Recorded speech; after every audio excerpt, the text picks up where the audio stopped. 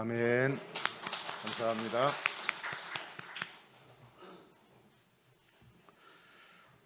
시 한 편을 먼저 읽어드리고 말씀을 들어가겠습니다. 약해지지 마, 뭐 그런 시입니다. 있잖아, 불행하다고 한숨 짓지 마. 햇살과 산들바람은 한쪽 편만 들지 않아. 꿈은 평등하게 꿀 수 있는 거야. 나도 괴로운 일 많지만 살아있어 좋았어. 너도 약해지지 마. 시바타 도요라고 하는 일본의 할머니가 진 시입니다. 이분이 자기 2009년에 그 자기 시신의 장례비로 한 100만 엔, 우리나라 돈으로 한 1,300만 원이죠. 장례비로 이렇게 모아놓은 돈을 시집으로 출간을 했다고 합니다. 그래서 이게 출간되자마자 일본에서 한 150만 부가 이상이 팔렸고요. 그리고 우리 한국이나 혹은 이탈리아, 독일 같은 데도 번역되어서 출간이 된 그런 시집입니다. 그러다가 2011년에 자신의 나이가 100세가 될 때 시집 이름을 백세라고 하는 이름으로 시집을 출간해서 그해 3월 달에 일본에 대지진이 일어났죠. 그래서 그것 때문에 고생하고 어려움을 당하는 사람들에게 위로와 용기로 주도록 사용했다. 그래서 2013년에 그가 103세의 일기로 이 세상을 떠나셨습니다. 사람이 그런 것 같아요. 떠날 때가 가까우면 사람이 좀 착해져요. 떠날 때가 되면 그동안 원수시 생각했던 사람도 좀 오라 그래가지고 좀 보고 싶다. 그래서 마음을 풀기도 하고, 속상한 일이 있어도 그저 껄껄 웃으면서 넘어가는. 그래서 사람이 죽으려면 바뀐다는 말도 있지 않습니까? 죄송합니다. 변화돼 가지고 빨리 돌아가신다는 말은 아니고, 그러니까 사람이 이제 임종이 가까워지면 본심이 돌아와서 내가 뭐 때문에 그랬나, 그리고 돌이키게 된다는 이야기죠. 이 시바타 도이라고 하는 이 할머니도 태어날 때는 부유한 가정에서 태어났지만 가세가 기울어져서 청소년부터 결혼할 때까지 학교 다니다가 학교도 그만두어 버리고, 그리고 그 어느 음식점에서 더부살이 하면서 어렵게 생계를 연명하고 살아왔습니다. 그래서 또 결혼했지만은 이혼 아픔도 경험을 했고, 또 재혼을 했지만 또 남편이 사별한 후에 20년 동안 또 혼자 살아가기도 했었습니다.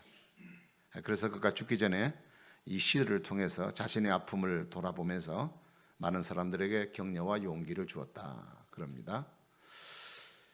제가 서두에 말씀을 꺼낸 내용은 야곱이 지금 임종을 앞에 두고 사랑하는 아들 12아들에게 그들의 앞날에 대해서 지금 이야기를 하고 있지 않습니까? 지난번 루벤에 대한 첫 번째 이야기를 드렸죠. 오늘 그 설교 제목에 그 같이 들어가 있는데 같이 안 들어갔습니다. 오늘은 시몬과 레위입니다. 둘째 아들이 시몬이고 세 번째 아들이 레위입니다. 이 아들에서 후일에 될 일에 선포하고 있는데, 이 두 아들이 사실 그 형제라고 하는 것이 야곱의 그 큰 아내, 큰 아내라면 이상하나? 첫 번째 아내, 첫 번째 아내에서 배에서 태어난 루벤과 같은 그 배에서 태어난 두 아들입니다. 그래서 친형제이고요. 거기다가 이 두 사람이 굉장히 가까운 것은 기질이나 성격이 좀 비슷해요.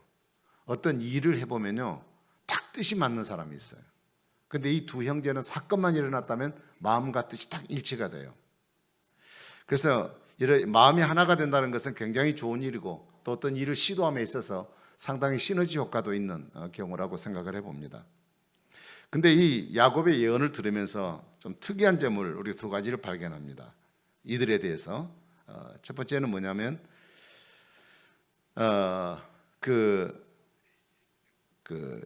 아버지 야곱이 지금 이 두 아들에게 예언을 하는데 각각 따로 하지 않고 이 두 사람을 한 세트로 묶어가지고 같이 그냥 예언을 해요. 그러니까 그 둘을 그들이란 말로 표현해서 반복해서 지금 얘기를 하면서 이들에게 지금 그렇게 하고 있죠. 그 다음에 또 하나는 형 루벤처럼 아무런 축복은 없고 오히려 저주와 같은 그런 이야기만 지금 선포를 하고 있는 것이 이 경우의 특이한 점입니다. 사람은 누구든지 잘 살기 원하고 복받고 살기를 원하고 나름대로 자기 인생에 대한 어떤 좋은 기대감을 갖고 살아갑니다. 그렇다면 아버지로서 자식에게 해줄 수 있는 것이라면, 자식이 잘 살 수 있는 길이라면 뭐든지 다 잘해주고 싶고 다 주고 싶은 것이 마음인데 왜 이 두 아들에게 축복을 선포하지 않았을까? 아마 이 얘기를 듣고 이 두 형제는 아버지를 마지막 보내면서 섭섭하고 그리고 썩 감정이 좋지 않게 아버지를 보내야 하는 상황입니다. 그동안 있었던 감정도 아버지 돌아가시는 속에서는 자식이 눈물도 흘려야 되고, 아버지 효도 못해 죄송합니다, 말 한마디도 좀 던져봐야 되는데 지금 아버지가 임종을 앞에 두고 자식에게 하는 그 상황을 보니까 자식은 도대체 풀 수 없는 아버지에 대한 쓴 감정을 지금 갖고 있는 것입니다. 지금 이 시간 지나면 야곱은 자기 아들을 다시는 볼 수 없습니다. 사랑하는 아들들을 이 세상에 두고 본인은 왔던 곳으로 다시 돌아가야 하는 상황 속에 축복은커녕 오히려 저주의 음성을 들어야 했던 이 시몬과 레위는 얼마나 참담했을까라는 생각을 해봅니다. 그렇지만 또 무슨 일이든지 한쪽 편만 들고 그럴 수는 없어요. 뭔지 이유가 있기 때문에 그렇다. 그러면 상대적으로 야곱의 입장을 한번 생각을 해본다면 오죽했으면 임종에 사랑하는 아들에게 축복을 얘기하지 않았을까. 야곱도 인간이기 때문에 아버지로서 이들에게 축복을 하고 싶었을 것입니다. 아무리 잘못했을지라도 마지막만은 그래도 아들에게 잘 살아라, 너 복받고 살아라, 뭐 가령 예를 들다면 뭐 이렇게 말을 하고 갔어야 됩니다. 그런데 지금 여기서 우리가 하나 잠깐 여러분에게 말 팁으로 짚고 넘어갈 것은, 지난 시간도 잠깐 말씀드렸습니다만 여러분 조금 좀 혼돈될까 싶어서, 지금 야곱이 하고 있는 것은 인간의 정으로서 그리고 아버지로서 자식에게 훗날에 일어날 얘기를 지금 얘기하고 있는 것은 아닙니다. 하나님을 대신해서 하나님의 음성을 야곱의 목소리로 지금 대언하고 있는 것뿐입니다. 다시 말하면 지금 야곱의 이 말은 야곱의 뜻이 아니라 하나님이 그들을 향한 뜻이고 하나님의 음성입니다. 결국 이들은 어떻습니까? 하나님이 이들에게 축복하기를 원하지 않는다는 하나님의 뜻이 계셨음을 우리가 볼 수 있어요. 그러면 왜 이들이 축복을 받지 못하고 이렇게 저주스러운 선언을 받아야 했나? 이들도 루벤처럼 하나님의 축복을 잃어버렸기 때문에 그렇습니다. 좀 더 구체적으로 말하면 결정적인 것이 뭐냐? 그들에게 지난 시간과 조금 비슷한 내용입니다만 분노입니다. 분노. 이들이 과거에 보인 분노와 혈기가 그들의 미래를 빼앗아가 버렸어요. 자, 오늘 6절을 다시 보시면, 내 혼아 그들의 모의에 상관하지 말라. 내 영광아 그들의 집회에 참여하지 말지어다. 그들이 그들의 분노대로 사람을 죽이고 그들의 혈기대로 소의 발목 힘줄을 끊었음이로다. 이게 무슨 얘기냐? 이 이야기를 알려면 창세기 34장을 돌아가서 이 사건을 얘기해야 이해가 됩니다. 거기 가보면 세겜이라고 하는 곳에 야곱이 형을 만나고 난 뒤에, 약복강에서 만나고 난 뒤에 형을 먼저 보내고 나는 조금 쉬었다 가겠습니다 하고 세겜성에 들어갔던 것이 7년을 살았다 그랬죠. 그곳에서 일어난 일이에요. 세겜성에 그 추장에 하몰이라는 사람이 있었는데 그 사람의 아들 세겜이 야곱의 애동딸인 디나를 평소에 연모를 했습니다. 근데 자기 말을 안 들어줘요. 그런데 어느 날 으슥한 곳을 지나가다가 이 세겜이 그 디나를 발견하고 성폭행을 해버린 것입니다. 이제 성폭행을 했으니까 뭐 다른 사람한테 갈 수는 없잖아요. 너는 내 것이야 라고 생각하죠. 그래서 이 세겜이 아버지 그 장인들 야곱에게 와가지고 디나를 내 자신의 아내로 주십시오라고 요구를 하면서 당신의 가문과 우리 가문이 서로 왔다 갔다 하면서 결혼을 합시다, 통혼을 합시다라고 제안을 합니다.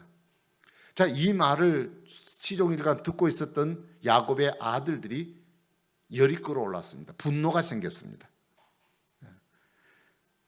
그래서 야곱의 아들들 가운데 이 시므온과 레위라고 하는 사람이 딱 등장을 해가지고 이 세겜에게 그렇게 얘기해요. 자, 그러면 결혼하자. 당신들하고 우리하고 결혼하자 하고 거짓으로 이렇게 통혼을 하겠다 약속을 하고 대신 조건을 걸어요. 조건이 뭐냐? 너희 남자들 가운데 모든 남자들은 다 할례를 받아라. 우리는 할례 받은 백성이기 때문에 너희들이 할례를 못 받으면 우리가 같이 통혼할 수가 없다. 할례를 받아라 그랬어요. 할례라는 것을 설명 안 해도 여러분 잘 아시죠? 근데 이 세겜은 그저 디나를 아내로 취하고 싶은 생각 때문에 앞뒤를 돌아보지 않고 할례를 받겠다 그랬어요.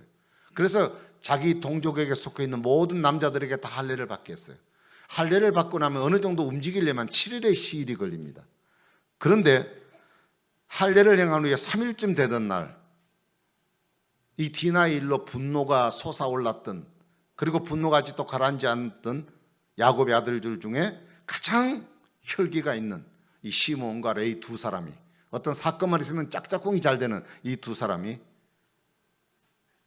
할례 때문에 움직일 수 있는 세겜족에 가가지고 남자들을 모두 칼로 죽여버려요. 나이 많은 사람, 젊은 사람 다 죽여버립니다. 그리고 그 부족의 남자 부녀들 자들을, 아이들까지 다 사로잡습니다. 물건을 약탈합니다. 소, 양, 낙이 이것도 다 빼앗아 옵니다. 나중에는 가축들을 다 끌고 갈 수가 없잖아요. 그러니까 못 가져가는 떡에 그냥 망쳐놓게 만들려고 그 가축의 발뒤꿈치 힘줄을 다 끊어버려요. 이 아킬레스 건 있죠. 이걸 다 칼로 끊어버려요. 그래서 다 주저앉아 버리게 만듭니다. 여러분, 얼마나 악하고 무자비한 행동인지 몰라요. 한 사람의 분노가 온 부족을 죽여버렸고 온 가족을 다 멸하게 만들어버렸습니다. 짐승까지도 움직이지 못하도록 만들었습니다. 자, 그런데 오늘 우리는 이 사건을 보면서 시몬과 레위가 이 분노해서 일어난 것인데, 그러면 이것이 그 당시에 충동적으로 그냥 일어난 살인극인가? 오늘 그 내용을 살펴보면 절대 충동적이 아니에요. 이거는 고의적 살인입니다. 고의적 살인이에요. 6절에 보면 그들의 모의에 상관하지 말라, 그들의 집회에 참여하지 말라, 그런 말씀이 있습니다. 이 말이 뭡니까? 그들의 잔혹함이 사전에 미리 잘 준비가 돼가지고 계획된 일이었다는 이야기입니다. 여러분, 고의로 상황적으로 충동적으로 일어난 일은 법정에 가서도 상황을 참작합니다. 그러나 고의성 있는 것은 이건 참작할 여유가 없습니다. 이들이 가지고 있는 분노는 분노로서 그친 것이 아니라 무자비하고 끔찍한 살인 도구로 바뀌어지고 말았다는 거예요. 그래서 7절에 보니까 그 노여움이 혹독하고 분기가 맹렬하니 저주를 받을 것이다 그랬죠? 근데 저주한 이 야곱은 그 저주가 구체적으로 어떻게 이루어질 것인가에 대해서 또 계속해서 말하기를, 너 두 사람은 야곱 중에서 나누어지고 떨어져 나가고 이스라엘 중에서 다 흩어지게 된다, 이렇게 말씀을 하셨어요. 근데 이 예언이요 그대로 이루어졌습니다. 민수기 26장에 가서 보면 이스라엘 백성들이 출애굽하고 난 이후에 광야에서 이스라엘 백성들을 숫자를 세요. 인구 조사를 합니다. 근데 인구 조사를 하다 보니까 시몬 지파 인구가 몇 명이 나오냐면 22,100명이 나와요. 22,100명. 22,100명이라고 하는 것은 다른 지파에 비해서 월등하게 숫자가 적습니다. 가령 예를 들자면 유다 지파는 76,000명이에요. 이사갈 지파는 64,000명입니다. 스불론 지파는 65,000명입니다. 갓 지파는 44,500명입니다. 최고 적게 잡아도 다른 지파는 40,000명이 다 넘습니다. 그런데 시몬 지파는 유다 지파에 비해서 3분의 1의 숫자도 미치지 못하는 소수 부족이라고 말했어요. 또 거기서 끝나는 것이 아니라 가나안 땅을 정복하게 될 때 12지파들에게 땅을 분배를 하는 과정 속에 시몬 지파는 독자적인 기업을 받지 못해요. 나중에 땅을 못 얻으니까 유다 지파가 얻은 지분 가운데서 더부살이를 해서 몇몇 성읍을 할 땅을 받아서 합니다. 속된 말로 말하면 유다 지파에 꼽살이 끼어가지고 사는 그런 불쌍한 지파가 되고 말았어요. 그럼 레위 지파는 어떠냐? 레위 지파도 마찬가지입니다. 한 지파로서의 독립적인 독자적인 그런 기업을 얻지 못하고 이스라엘 지파 각 지파에 다 흩어져, 영토에 다 흩어져 가지고 함께 그 부족이 살아야 되는데 지파가 살지 못하고 이 지파 저 지파에 다 흩어져서 사는 결과를 맞게 됩니다. 그들의 인구도 2만 3천 명밖에 나오지 않습니다. 여러분, 한순간의 분노가 그들의 미래에 얼마나 어둠으로 몰아넣는가를 잘 보여주는 증거라고 말할 수 있겠습니다. 자, 오늘 우리는 이 본문을 대하면서 우리는 무엇을 느낍니까? 내 안에도 부인할 수 없는 분노와 혈기가 자리 잡고 있다. 여기 있는 설교하는 목사인 저에게도 동일하게 그것이 내 속에 자리 잡고 있습니다. 여러분, 분노와 혈기라고 하는 것은 하나님의 축복을 받아야 할 우리가 하나님의 축복을 받지 못하게 만드는 사탄의 도구로 이용되는 것입니다. 내 앞길을 가로막습니다. 우리는 너무나도 분노와 혈기가 이것이 우리에게 익숙해져 있어요. 그러다 보니 대수롭지 않는 일에도 우리는 습관처럼 화를 내요. 습관처럼. 별일도 안 돼도 혈기를 부리고 목에 핏대를 낸단 말이죠. 직장에서 상사에게 꾸중을 듣고 기분이 썩 안 좋은 불편한 심기를 가지고 집에 돌아왔습니다. 저녁밥을 먹으려고 밥상에 앉아서 첫 숟가락을 떠서 밥을 딱 집어넣는데 이빨에 두둑하고 씹히는 게 있어요. 돌이 씹혔습니다. 남편이 화가 난 점에 화도 같이 냈어요. 화를 확 냈어요. 도대체 이 여자가 정신이 있는 거예요, 없는 거예요? 밥 하나 제대로 하지 못하냐고 막 호통을 쳤다고. 또 그냥 아내가 가만히 있어야 되는데 자기는 애쓰고 했는데 뭐 돌을 넣고 싶어 넣었습니까? 누가 또 첫 숟가락에 누가 돌을 넣으라 그랬습니까? 근데 그냥 억울하잖아요. 그래서 그냥 맞불 작전을, 그래 나 밥 못한다, 남자가 쫀쫀하게 그것 갖고 화내? 그러고 딱 덤벼들었어요. 그랬더니 남편이 그것 듣고 또 있겠습니까? 잘못했으면 사과를 하지, 여자가 나한테 덤벼들어? 아내가 삐죽이면서 밴댕이같이 소갈머리 없는 놈, 그렇다고요. 그랬더니 화가 치밀어 올라가지고 여자에게 뺨을 후려쳤습니다. 그걸 맞고 그냥 울고 가만히 있을 사람이 어디 있어요? 아니 이제 손찌검까지 나는 절대 맞고는 못 살아. 그리고 보자기 싸들고 가버렸어요. 그리고 지금까지 안 왔대요. 지금까지 안 왔어요. 네. 죽었는지 살았는지 모르겠지만. 네. 여러분, 만약 남편이 조금만 더 인내했더라면, 이게 가능할지 모르겠지만, 아이고 돌이 아직도 안 익었네, 뭐 그렇게 지나가 버리든지 그랬더라면 얼마나 좋았을까. 그리고 아내가 남편이 오늘따라 심기가 좀 불편하구나 라고 생각하고 좀 지혜롭게 대처를 했더라면 얼마나 좋았을까. 네. 피차 그냥 주고받고 하는 말 속에 혈기가 섞이다 보니까 말은 얼마나 또 억센 말이 나오겠어요. 네. 요즘 그렇게 같이 못 사는 부부들 가운데 그 원인을 보면 큰 일은 아닌 것 같아요. 숨 한번 툭 하고 들이쉬고 나면 내가 뭐 때문에 화냈지? 라고 생각할 수 있는 사소한 문제 때문에 결코 돌이킬 수 없는 지경까지 이르게 되는 경우가 참 많이 있습니다. 네. 분노와 혈기는요, 습관이에요. 습관. 화를 내다 보면 그게 자꾸 습관이 들어요. 네. 여러분, 분노와 혈기를 우리는 다스려야 합니다. 이건 누가 다스려 줄 사람 없어요. 내가 다스려야 되고 내가 지켜야 돼요. 네. 그러면 우리가 어떻게 이걸 다스릴 수 있을까? 제가 여러분에게 딱 그냥 그 습관을, 방법을 가르쳐 주면 좋겠는데 특별한 방법은 없습니다. 근데 그것은 우리 속에 주리를 틀고 있어요. 우리 속에서 자리 잡고 있다는 얘기예요. 근데 그 자리 잡고 있는 분노의 감정을 뽑아버려야 돼요. 이 화병이라는 거 있죠. 화병은 내 속에 분노의 감정을 그대로 안고 사는 거예요. 그래서 우리 한국 여성들은 한 많은 여성들이, 그래서 한 많은 노래만 나오면 눈물이 주르르 나와요. 내 소리 하는 것 같아갖고.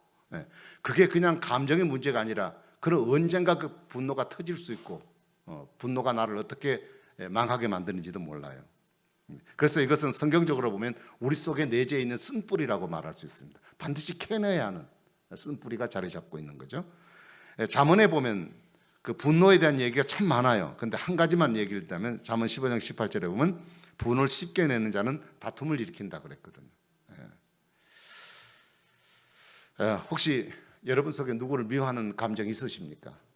아니면 누구를 향해서 지금 그 사람만 보면 분노가 탁 생기고 저주하고 싶은 사람이 있으십니까? 한번 여러분 그려보세요. 내 감정을 내 속에서 뽑아내지 못하고 추려내지 못한다면, 그것을 내 속에 그대로 두고 있다면요, 그 감정이 결국 내가 내 스스로를 죽이는 비참한 결과를 가져올 수밖에 없게 되는 것입니다. 근데 어떤 사람은 그래요. 화를 내고서도 나는 의분을 냈다라고 얘기합니다. 의분이라는 게 뭐겠어요?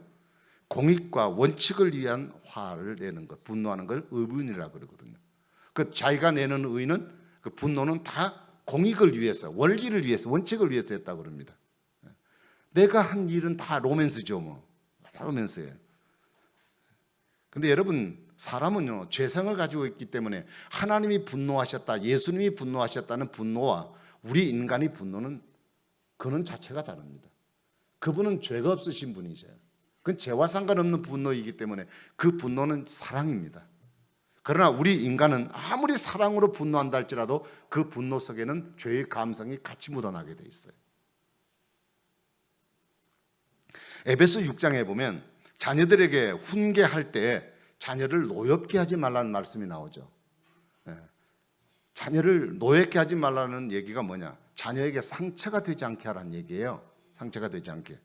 그게 무슨 얘기냐? 부모가 화가 날 때는 모든 섭섭한 것들이 다 뭉쳐서 와가지고 이제 폭발하는 거거든요. 남편에 대한 미움, 시갓집에 대한 서운함, 무엇에 대한 얘기들이 다 섞여가지고 그 자식이 잘못한 것을 바라볼 때 그것이 순간적으로 확 휘몰아쳐가지고 탁 갖다 때려요. 그러니까 말을 하든 매를 들게 되면 내 감정이 아이에게 그대로 동반돼서 그 아이에게 전달되는 거예요. 그러니까 매가 문제라, 성경은 매를 들으려고 그랬어요. 매가 문제가 아니라 매를 통해서 전달되어지는 것이 내 악한 감정이 같이 동반돼서 애에게 가기 때문에 애가 그 매를 맞으면 그 마음속에 상처가 생긴다는 얘기예요. 그러니까 애들이 매를 맞아보면 우리 엄마가 나를 사랑해서 때리는가, 오늘 어제 아빠 때문에 싸워가지고 열받아서 나를 때리는가, 그게 다 느껴진다는 뜻이에요. 그리고 이 상처라고, 이 분노라고 말하는 것은 나 자신뿐 아니라요, 다른 사람에게 아니라 내 자신에게도 손해가 돼요. 이 방울뱀이라는 뱀은 막 열받으면요, 화가 탁 생기면 나중에 자기 몸을 물어버린대요. 어떤 애들 가운데 보면 화나면 막 벽에다가 머리를 갖다 들이박는 애들 있죠. 머리 깨지나 벽이 깨지나 보고 막 하는 애들. 그거는 그 속에 분노의 감정이 좀 있는 아이들이라고요.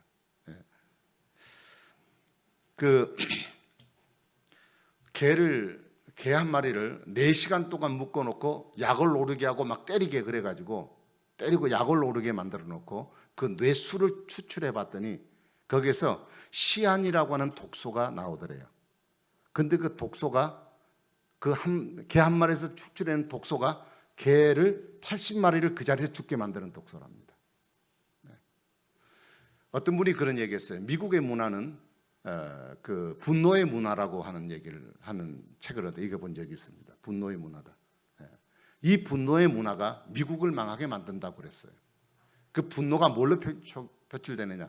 다 총기 소유가 가능해요. 미국 사람들은 신고만 하면. 그러니까 총기 있으니까 분노는 다 총기예요. 그러니까 묻지마 살인 있잖아요. 다 분노의 표출이거든요. 우리 지금 강화문에 사시는 것이든지 태극기를 들고 하는 것이든지 다 그것은 국민의 의사를 정부에다가 표현하는 일이라고 생각하니까 건전한 일이라고 생각합니다. 그러나 거기에 분노가 표출되어지면, 지금까지 너무 평화롭게 잘하고 있으시지만 분노가 표출해지면 그는 큰 문제를 이룰 수 있다는 그런 이야기입니다. 그 사람이 호흡기에 때로 장애가 생기는 경우도요, 사람이 분노하게 되면 생기는 원인 중에 하나라고 합니다. 그래서 야고보 1장 19절부터 20절에 말하기를 사람마다 듣기는 속히하고 말하기는 더디하며 성내기도 더디하라. 성내는 것이 하나님의 의를 이루지 못한다. 교회 안에서든 어딘지 무조건 성내는 것은, 화내는 것은, 분노하는 것은 하나님의 의를 이루지 못해요. 내가 좋은 일을 하다가, 목사가 좋은 일을 하자고 하다가 말 안 들으니까 화를 냈다. 여러분이 오죽 말 안 들어서 화냈겠느냐? 그렇게 넘어갈 수 있지만 어쨌든 분노하는 것은 하나님의 의를 이루지 못하는 일이라고 그랬어요. 분노는 우리의 불행의 근원입니다. 우리 속에 독을 품고 사는 것이에요. 다른 사람과 관계를 고통스럽게 만들고 우리 인생의 문을 닫아버리게 만드는 것입니다.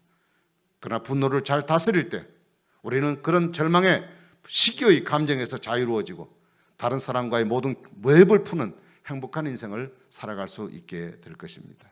그러므로 형제라는 이름으로, 친구라는 이름으로, 셀 가족이라는 이름으로 모여서 다른 사람을 향해 미워하거나 분노하지 마십시오. 만일 그런 종류로 모이는 모임이라면 그 모임은 모두 다 사탄적 모임이 될 것입니다. 한 이야기가 있어서 혹시 도움이 될까 싶어서 분노를 표출하는 방법. 한 노인이 중학교 근처에다가 이제 이렇게 집을 얻어서 이사를 갔습니다. 근데 학교 앞이니까 얼마나 오죽 시끄러워요. 근데 한 무리떼가, 중학생들 한 무리떼가 걔들만 지나가면 골치가 아파요. 깡통을 막 빈 깡통을 차고 다니는 거예요. 너무 시끄러워서 화가 났습니다. 참다 못한 이 노인이 바깥에 나가서 애들 지나가서 잠깐 기다려라 그러고 얘기를 했어요. 그러면서 너무 화가 났지만 너희들이 매일마다 이 깡통을 요 앞에서 차주면 너희들에게 매주마다 한 사람에 3,500원씩 주겠다 그랬어요. 3,000원씩 주겠다. 그러니까 애들이 얼마나 좋아요. 깡통 차주면 3,000원 준다 그러니까 기분 좋다고 하겠습니다 그랬어요. 그래서 막 애들이 막 깡통을 차고 다니는 거 앞에 지나갈 때마다 할아버지 앞에 지나. 그 다음에 일주일이 지난 후에 야 요즘 경제 사정이 여의치 못해서 500원 좀 깎아주면 안 되겠냐? 그 2,500원 줄 테니까 매일 깡통 차라. 그러니까, 안 좋은데 그러면서도 2,500이 어디 생깁니까? 그럼 그렇게 하겠다고 됐어요. 그래 또 일주일 동안 막 깡통 막 차고 다니는 거예요. 그 다음에 일주일 후에 이 할아버지가 나와서 야 사정이 너네가 너무 어려워졌다. 그러니까 우리 다 깎고 500원만 주면 안 되겠냐? 그랬어요. 그랬더니 한 애가 아니 할아버지 우리를 무시하는 거예요? 500원 갖고 우리가 어떻게 깡통을 차요? 이제 다시 안 찰 거예요. 그 다음부터는 조용해졌대요. 네. 화가 났을 때 소리 지르거나 혼낼 수도 있지만 화내지 않는 지혜로운 방법을 통해서 그 문제를 해결했다는 그런 이야기가 있어요. 여러분 내 스스로가 나를 지켜야 됩니다. 나를 저주의 길에서 돌이키게 하시려고 예수님이 십자가에 나를 위해 피 흘려 죽으셨습니다. 우리는 더 이상 분노와 혈기를 부리는 시몬과 레위의 길로 우리가 나아가서는 결코 안 될 것입니다. 요셉처럼 용서하고 품으면서 살아가야 합니다. 이 용서라고 하는 것은 우리 속에 분노와 혈기를 다스리는 유일한 처방이에요. 예수님도 70번씩 7번까지 용서라고 그랬잖아요. 그래서 내 속에 아직도 분노와 혈기가 남아있다면 내 속에 가시로 만든 울타리가 쳐 있다는 것을 이해해야 됩니다. 말씀을 이제 좀 정리해야 될 것 같습니다. 여러분 분노할 때의 당신은 감정은 참을 수가 없어요. 참을 수 없으니까 폭발하죠. 그러나 시간이 흐르고 나면 후회해요. 내가 왜 내 화를 냈을까? 그래서 먼저는 내가 내 자신이 화낸 내 자신부터 미워. 그러니까 내가 상처를 받아버린 거예요. 그리고 그 받은 상처가 나 자신에게서 끝나는 것이 아니잖아요. 다른 사람에게까지 그 불씨를 남겨두는 경우가 돼요. 그래서 그 휘발유는 한번 엎어가지고 불이 타면 끝나버리지만 이 사람의 분노라고 하는 것은 한번 타오르면요 미움과 상대에 대한 무관심으로 나를 끈질기게 내 속에 불씨로 남아있게 되는 것입니다. 여러분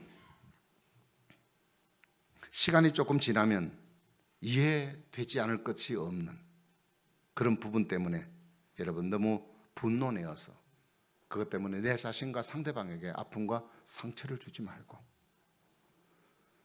하나님의 우리 인간의 범죄함을 인하여 저주할 수밖에 없는 하나님의 분노가 끓어오르는 그 상황 속에서 예수 그리스도가 가로막으시고 아버지 내가 저들을 대신해 죽겠습니다.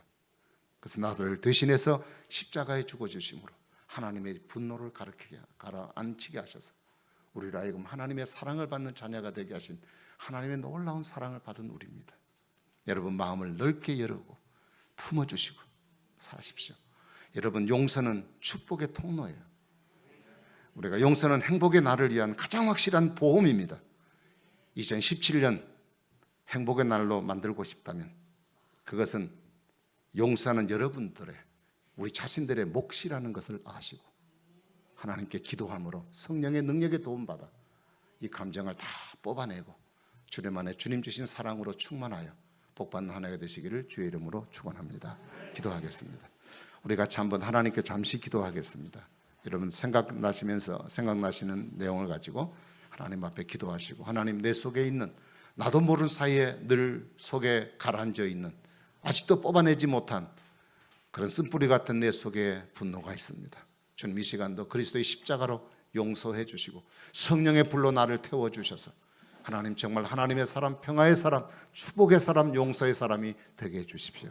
우리 같이 한번 2-3분 동안, 한 1분 동안만 기도를 하겠습니다. 자비로우신 하나님 아버지, 은혜와 사랑 감사합니다. 참 부족하고 연약한 저희들 아닙니까? 오늘도 연약한 저희들을 주의 은혜와 능력이 아니면 살아갈 수 없는 저희들입니다.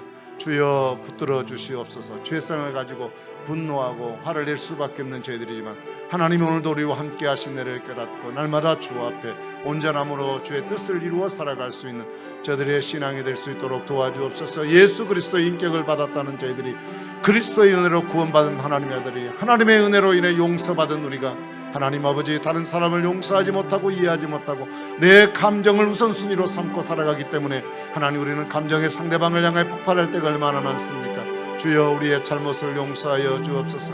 우리의 아버지 앞에 올바르지 못하는 것을 용서하시고 하나님 앞에 온전한 믿음의 사람으로 세워지게 하시고 하나님의 축복의 사람으로 세워져 주님께 영광 돌리는 믿음의 아름다운 삶이 저들을 통해 일어날 수 있도록 주여 은총을 더하여 주옵소서. 우리 속에 예수 그리스도의 좋은 마음, 용서의 마음, 화해의 마음, 다른 사람을 사랑하는 마음을 가득 품고 하나님 주신 축복을 받아 담을 수 있는 우리 성도의 삶의 그릇들이 되게 하시고 2017년 한 해가 될 수 있도록 되어지게 하시고, 우리 부부간의 관계 속에, 우리의 모든 형제간의 관계 속에, 우리 교우 관계 속에 이 귀한 마음으로 늘 주님 앞에 사랑하며 살아갈 수 있게 하여 주옵소서. 예수님 이름으로 간절히 기도합니다.